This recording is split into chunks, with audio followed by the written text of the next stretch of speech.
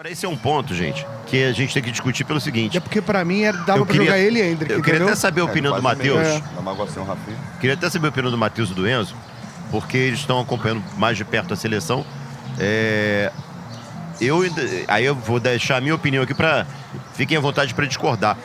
Mas essa seleção não me convenceu até agora, sinceramente. Eu tô muito preocupado com relação ao que pode acontecer nas oitavas, cara.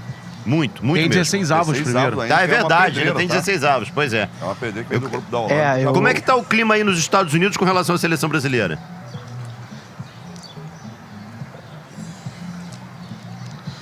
Cara, Azevedo, acho que primeiramente o clima ficou um pouco eufórico, né?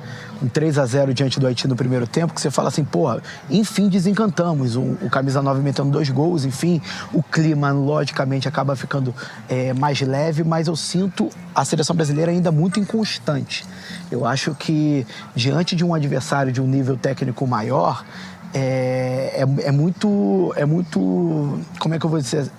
É muito preocupante a forma como a seleção brasileira se porta diante de algumas dificuldades. Por exemplo, o Haiti no segundo tempo chegou a criar 2, 3 ocasiões de gol.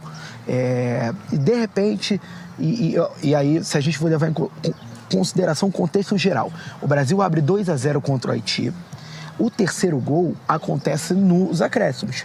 Podemos afirmar aqui que o gol poderia não ter acontecido. O Brasil teria uma vantagem de 2-0 no placar no primeiro tempo. Não sei se a postura seria a mesma, mas na segunda etapa eu senti que qualquer time que tente propor algo contra o Brasil acaba tendo certa superioridade ao longo dos minutos. Então, assim, é algo ainda complicado.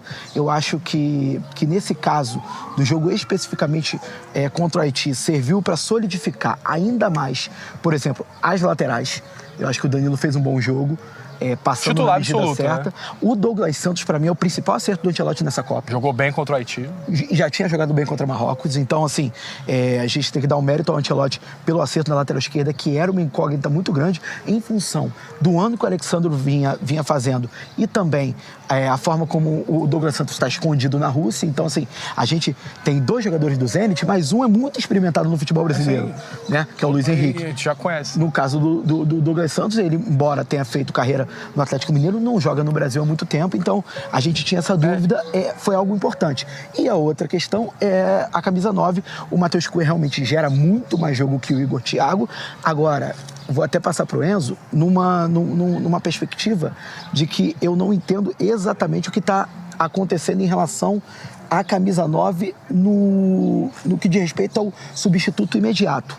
Eu não sei se ele coloca o Hendrick na mesmo nível que coloca o Martinelli, o Ederson, para experimentar o jogador dentro de uma Copa do Mundo, ou se o Hendrick ultrapassou essa fileira do Igor Thiago. Eu, sinceramente, não sei. Eu também não sei. E, assim, eu tô com covarde, assim, eu tô com pessimismo ainda em cima dessa seleção. A seleção não convenceu contra o Haiti. Não fez uma boa partida. E ontem jogaram os possíveis adversários do Brasil. O Japão já fez 2 boas partidas e a Suécia fez uma boa partida na estreia. Ontem acabou perdendo de goleada. Então, assim, eu acho que as coisas estão demorando demais a acontecer. Eu esperava que fosse uma partida mais consistente do Brasil contra o Haiti, que convencesse mais e que se tivesse mais confiança. Apesar do 3-0, eu tô 0 confiante ainda para quando chegar aos 16 avos, às oitavas de final, porque os adversários do Brasil jogaram mais bola até então na Copa do Mundo. O Japão fez 2 ótimas partidas. Você acha que o Ancelotti experimentou cedo demais esses outros atletas ao invés de dar uma sequência maior ao time que já estava em campo titular? Não, de repente? Mas eu 3-0 no primeiro tempo. Mas é que eu acho né? que não existe um time titular na cabeça dele. Então ele vai ter que testar para achar esse time. Eu de verdade acho que o Matheus Cunha é o 9 absoluto. Acho que isso já está meio claro. A questão é, a dinâmica do ataque do Brasil funciona de uma forma muito específica. A gente nunca viu isso nos últimos tempos do Brasil. Eu não lembro de ter visto uma Copa do Mundo onde a gente não tinha um centroavante que ficasse fixo. É um cara que sai para a entrada dos pontos. É um jeito muito específico de atacar. Então, assim, Vinícius Júnior, tô gostando muito, tá sendo protagonista da seleção, tá chamando a bronca para ele, tá assumindo e tá fazendo, já fez isso nas 2 primeiras partidas da Copa do Mundo. Tô gostando dele, acho que não tenho o que falar sobre ele. Agora, Rafinha vinha muito mal e como o Beto disse pra gente, que assim, às vezes é Deus escalando, né? Mas, porque assim, o Rafinha vem muito mal, ele fez 2 gols impedidos e tava assim, bem mal posicionado, ele poderia estar melhor posicionado, ele não conseguiu se posicionar bem. E assim, ele saindo, eu tenho dúvidas em quem vai entrar. Eu colocaria o Endrick, tá? Porque eu acho que funcionaria uma dupla. Eu colocaria o Matheus Cunha e o Endrick para formar essa dupla de ataque do Matheus Cunha voltando para abrir às vezes na direita, abrir às vezes na esquerda, porque o Vinícius Júnior fecha também.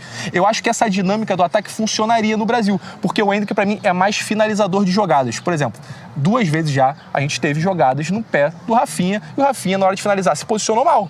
Eu acho que o Endrick não se posicionaria tão mal assim. Sabe que um jogador que eu acho que cresceria ainda mais, acho que já fez um bom jogo contra o Haiti, e aí a gente tem que ponderar. O Haiti tinha mais espaço, não era o mesmo nível do Marrocos. O Paquetá conseguiu achar bons passes pro Rafinha e pro Vinícius Júnior. O Vinícius Júnior, ele concluiu em gol, o Rafinha acabou boa partida do Paquetá. Finalizando mal. E aí, como o Paquetá, ele tem essa questão do passe um pouco mais vertical, eu acho que encontraria Matheus Cunha e Endrick fazendo facão de uma forma muito interessante. Agora, entender, o Brasil, acima de tudo, no jogo contra o Haiti, mostrou que ele tem uma jogada muito forte. A jogada muito forte é sair em transição e achando passes de Bruno Guimarães e Paquetá para os atacantes ou ponteiros. Isso ficou muito claro. Agora, a minha dúvida é, quando o time adversário tiver uma linha defensiva muito bem postada, sistema muito bem como ajustado, vai ser a Escócia. Como vai ser a Escócia, e como pode ser Japão, como pode ser Holanda, como pode ser Suécia, como pode ser podem ser diversas outras seleções, porque a tendência daqui para fora, não sei que aconteça uma hecatombe, é que sejam adversários mais difíceis que a Escócia, sim, por exemplo. 16, oitavas, quartas, semifinal. E a minha questão é, o Brasil vai ter repertório?